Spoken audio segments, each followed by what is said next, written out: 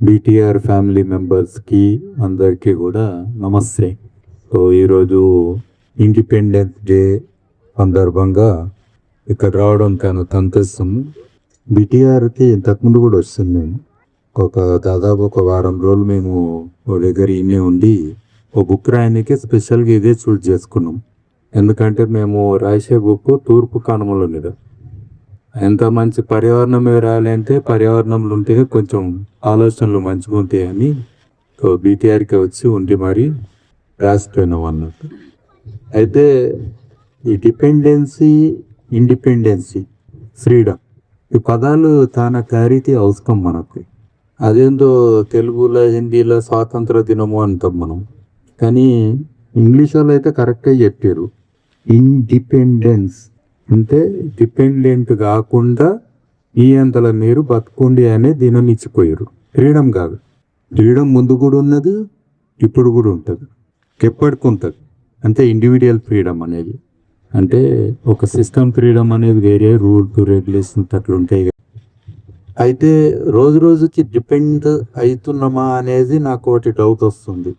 స్వాతంత్రం కంటే ముందు ఒక 8 ఏళ్ళ కంటే ముందు ఏ గ్రామం చూసినా ఇండిపెండెంట్గా ఉంటాయి.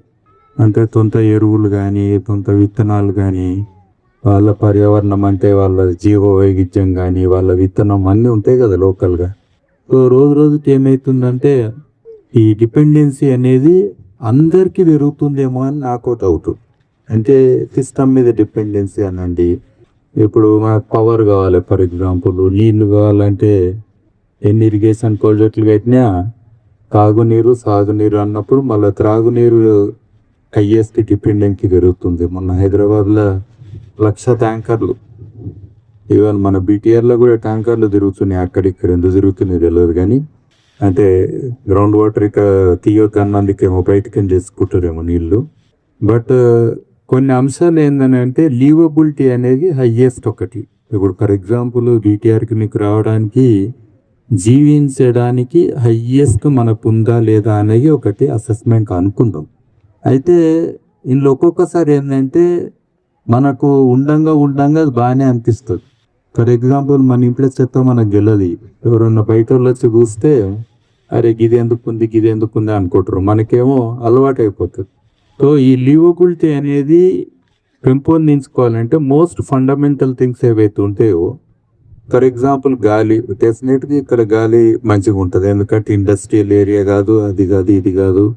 తర్వాత గాలి అంటే మనము వెదర్ ఇవన్నీ కూడా చూసుకోవాలి. అట్లీస్ట్ మినిమం ఒక 2-3 ఆటోమేటిక్ వెదర్ స్టేషన్లు పెట్టుకోవాలి ఇక్కడ మనము.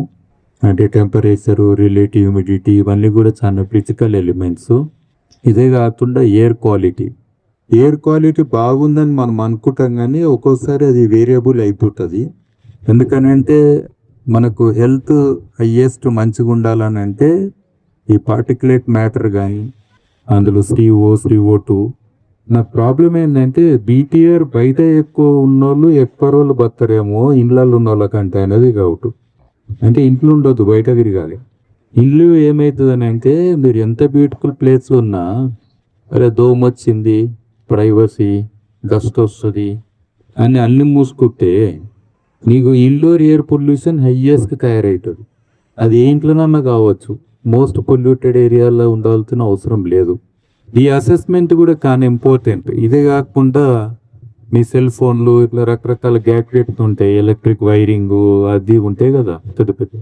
సో ఎలక్ట్రోమాగ్నెటిక్ రేడియేషన్ అనేది కూడా ఇండోర్లో ఉంటుంది. VOCs అని అంటాం. ఇవి జనరల్గా మనం అంటే కూడా వస్తుంది, లేదా మన చెమటతో వస్తుంది, లేదా వంటలతో వస్తుంది, అట్లా మన పెయింట్లు గింట్లు రకరకాలు వాడతాం కదా, ఇవన్నీ కూడా వస్తాయి. ఐ థింక్ దీని నుంచి ఎస్పెషల్లీ నాకు తెలిసి ఇప్పుడు ఇంతమంది కనబడుతున్నారు అంటే బీటీఆర్లో ఎంతోమంది ఇంకా లోపట్నే ఉన్నారని నాకు తెలుసు. అంటే వాళ్ళు కదలరు, మొత్తం అదొక ప్రపంచం, ఒక టీవీ ముందర పెట్టుకుంటే దునియాకి కనెక్ట్ అవుతారేమో, కానీ ఈ లోకల్ పర్యావరణానికి ఎన్నడూ కనెక్ట్ కారు. సో వాళ్ళు బయటికి రావడం అనేది ఇంపార్టెంట్. వాళ్ళు రావాలంటే ఎట్లా రావాలి మరి? యాక్చువల్లీ సోషల్ క్యాపిటల్ అని ఒకటి ఉంటుంది. సోషల్ క్యాపిటల్ అంటే మీరు అందరు కలిసి ఒక దగ్గర కూర్చున్నారు, ఇది చాలా ముఖ్యమైనది. ఆ నలుగురు అని అంటారు కదా, సినిమా ఒకటి ఉన్నది. ఆ నలుగురు అంటే మొయ్యలికి నలుగురు అని అంటారు. ఇదే కాదు, రోజు పలకరిస్టోళ్ళు కూడా కావాలి. మా అమ్మని కూడా నేను హైదరాబాద్ పట్టుకొస్తే ఊరికి పోతుంది, ఎందుకంటే పలకరిస్టోళ్ళు ఉంటారని. ఆడైతే ఎవరో ఒకరు వస్తారు, అది అడుగుతుంటారు, ముచ్చటి చెప్తారు. 4 రోజులు ఎక్కువ బతికే ఛాన్స్ ఆన్నే ఎక్కువ ఉందని నాకు అనిపిస్తుంది. అందుకే సరే నువ్వు ఆన్నే ఉండని చెప్తా. సో మనకి ఇదేమవుతుందంటే, ఒక కమ్యూనిటీలో ఉన్నా కానీ, ఒక ఇంట్లో ఉన్నా కానీ, ఈ బెడ్రూమ్ నీకు, నా బెడ్రూమ్ నాకు, పక్కన వాళ్ళతోటి ఏంది మాట్లాడేది, అదేంది ఎప్పుడు పక్కన వాళ్ళతోటే లొల్లి ఉంటుంది. దూరం ఉన్న వాళ్ళంతా మంచి వాళ్ళే ఉంటారు. దేశాలు కూడా అంతే కదా, పక్క దేశమే వాకి రాదు, అవతల దేశం బాగానే ఉంటుంది. సో బట్ ఈ రిలేషన్షిప్స్ అనేది సమ్వేర్ మన కామన్ అంటే ఇంట్రెస్ట్ తోటి ఈ రిలేషన్స్ అనేది పెంపొందించడానికి మనం ఏం చేస్తున్నాం. ఫర్ ఎగ్జాంపుల్ అరుగులు అంటాం. అరుగుల కాన్సెప్ట్ ఏడుంది? ఒకసారి విల్లాలు వచ్చినాక అరిగే లేదు, ఇంత లాజికల్గా. సరే అరుగులు లేకపోతే నూతనికి పెన్సిల్ కానీ ఏమైనా వేస్తాం కదా మామూలుగా కామన్ ప్లేస్లలో, అవి ఎట్లా వేస్తున్నాం, అరేంజ్మెంట్ ఎట్లుంది. మినిమం అంటే వెనుకటికి చేదురు బాయి కాడ చూస్తే కూడా మస్తు సోషలైజేషన్ ఉండే, చెరువు కాడ పోతే మనకు సోషలైజేషన్ ఉండే. అంటే స్నానం చేస్తారు, నీళ్లు తీసుకుంటారు, బర్రెలు, ఎడ్లు, మేకలు ఇట్లుంటాయి కదా, బట్టలు ఉసుకేటోళ్ళు, ఒక పెద్ద కమ్యూనిటీ, ఒక ఊరు మొత్తం అలా కనబడుతుంది. ఫర్ ఎగ్జాంపుల్ మనకు అట్లా కామన్ ఆస్పెక్ట్స్ ఏమి ఉండవు. క్లబ్ అంటే కూడా యూజ్ చేసుకుంటాం ఒక రకంగా. మొగోళ్ళతో క్లబ్ ఉంటుంది, లేడీస్తో క్లబ్ ఉంటుంది, ఎవరికి అన్ని వాళ్ళు ఉంటారు. దాని మీద ఇంకేం చేయొచ్చు అనేది ఐ థింక్ ఈ సోషల్ ఆస్పెక్ట్లో మనము ఈ రిలేషన్షిప్స్లో వీటి కూడా ఒక అసెస్మెంట్ చేసుకొని హౌ టు ఇంప్రూవ్ ఎవ్రీడే. అంటే మోర్ పార్టిసిపేషన్ అవుతారు మనము అనేది ఒకటి ఎట్లా క్రియేట్ అవుతుంది. ఇప్పుడు బీటీఆర్లో ఉన్నారని అంటే డెఫినెట్గా it's a very proud thing and pride thing. ఇప్పుడు రెండు కూడా అంటే there are not much communities around Hyderabad where such a cohesive అంటాం కదా, ఒక రకంగా అందరు కలిసి ఉండడానికి నివాస యోగ్యమైన ప్లేస్ అనే దాంట్లో.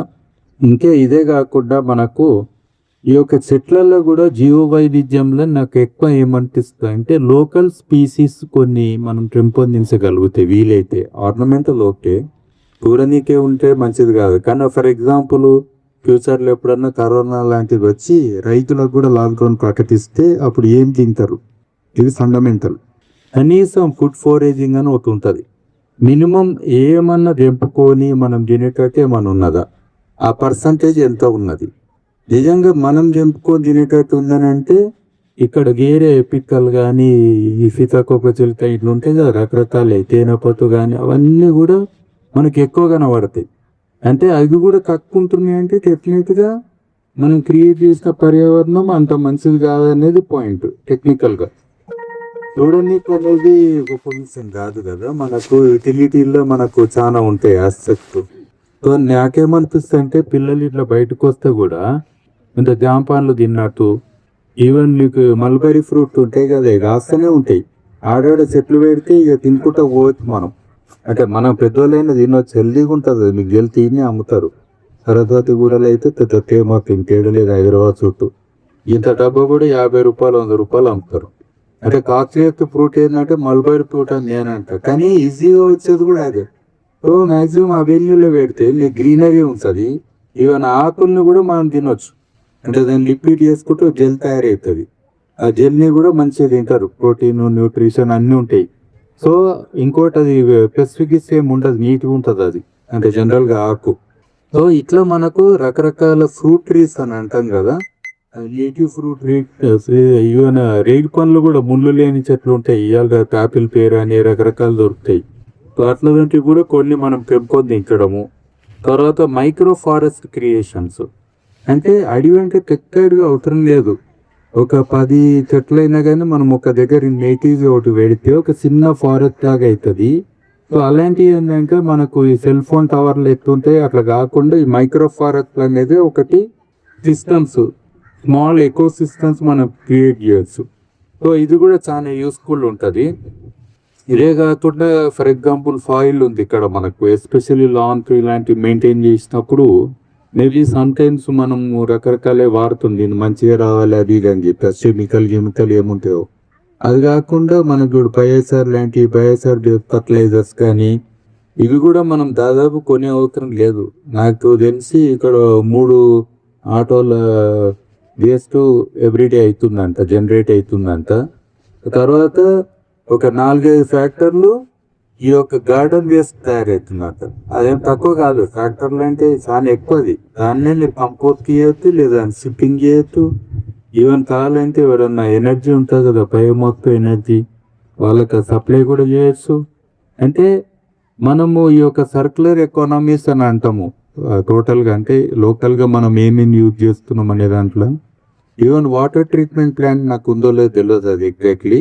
బట్ లేకపోతే కూడా గ్రే వాటర్స్ నీకు వేరే పైప్ లైన్ సిస్టమ్స్ అవన్నీ ఉంటే ఏదన్నా జాగా ఉన్న దగ్గర వెట్లాండ్, క్రియేటెడ్ వెట్లాండ్ అనేది ఒకటి తయారు చేసుకొని అక్కడిని నేచురల్ ఫిల్టరేషన్ చేసుకొని ఆ నీళ్ళని మళ్ళీ గార్డెనింగ్కి ఇదంతా కూడా వాడచ్చు. ఇప్పుడు వాటర్ సెక్యూరిటీ ఈసారి మీరు ఎన్నో వచ్చింది.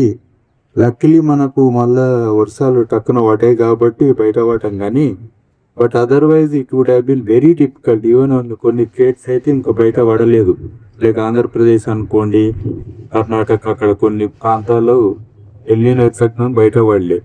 సో వాటర్ సెక్యూరిటీలో క్వాలిటీ కూడా చాలా ఇంపార్టెంట్. జనరల్గా మనం ఇంటికి ఒక ఆరో ఫిల్టర్ పెట్టుకుంటాం, మనము నా నీళ్లు బాగున్నాయని ఫీల్ అవుతాం. కానీ ఆరోలో టీడీఎస్ ఒకవేళ 50 కంటే తక్కువ ఉందంటే definitely it's not good for your health.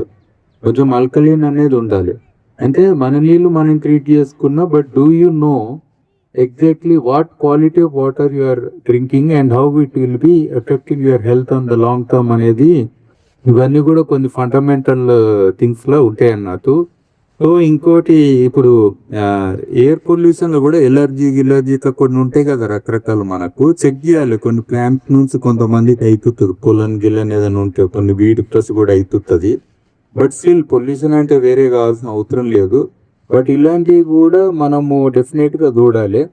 తర్వాత ఈ యొక్క సెన్సర్ బేస్డ్ సిస్టమ్స్, అంటే రకరకాల మీరు వాటర్ ఎఫిషియన్సీ తేవాలంటే కూడా ఎప్పుడు ఇరిగేట్ చేయాలి ఆటోమేటిక్గా లేదా అనేది కూడా మనము సెన్సర్స్ కొన్ని చాలా పెట్టుకోవచ్చు. అంటే ఇరిగేషన్ సిస్టమ్స్ ఇవన్నీ చేసినప్పుడు ఒకటి ecological foot print, carbon foot print అనేది ఒకటి రిపోర్ట్స్ మనము జనరేట్ చేసుకోవాలి మన దానికి.